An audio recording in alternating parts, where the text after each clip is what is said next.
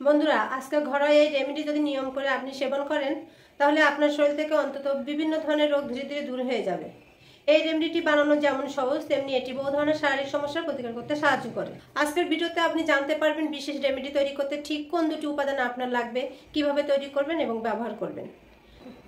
এমন স্বাস্থ্য টিপস পেতে আমাদের চ্যানেলটি সাবস্ক্রাইব করে রাখুন।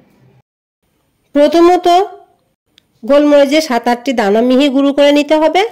এর পরিমাণ একজন প্রাপ্তবয়স্কের জন্য একবারে ডোজ মতো। দ্বিতীয় উপাদান হলো হলুদের গুঁড়ো। বাজারে তৈরি হলুদের বদলে নিজের হাতে তৈরি করা কাঁচা হলুদটা নিতে হবে। যদি এই রেমেডি থেকে পুরোপুরি উপকার চান তাহলে কাঁচা হলুদ ভালো করে পাতলা স্লাইস করে কাটুন, তারপর সেটা রোদ্রে শুকিয়ে গুঁড়ো করে রাখুন। তারপর বাসায় মিক্সার গ্রাইন্ডারে অথবা শিল বাটায় ভালোভাবে পরিষ্কার করে গুঁড়ো করে নিতে পারেন। অনেক মহিলাদের ঘন ঘন প্রস্রাবের চাপ, ব্যথা, তলপেটের ব্যথা, শরীরে দুর্গন্ধজনিত সমস্যা দেখা দেয়। এই রেমেডি তাদের জন্য খুবই কার্যকর। এছাড়াও মাসিকের অনিয়ম, অতিরিক্ত স্রাব, অস্বাভাবিক গন্ধযুক্ত স্রাব থাকলেও এই রেমেডি খুবই কার্যকর। যাদের উচ্চ রক্তচাপ, কোলেস্ট্রল বেড়েছে, যাদের ঠান্ডা কাশির সমস্যা আছে, এমনকি ডায়াবেটিস রোগীরাও এটা সেবন করবেন। এই রেমেডি অ্যান্টিব্যাকটেরিয়াল, অ্যান্টিভাইরাল উপাদানে ভরপুর, তাই এটি একাধিক রোগ প্রতিরোধে সাহায্য করে। নিয়ম করে সেবন করলে নিজেই ফলাফল অনুভব করতে পারবেন। যাদের হাতে ব্যথা, গাঁটে ব্যথা, fungal infection, gastric ulcer, piles এর মতো সমস্যা আছে, তাদের জন্য এই রেমেডি দারুণভাবে কাজ করে।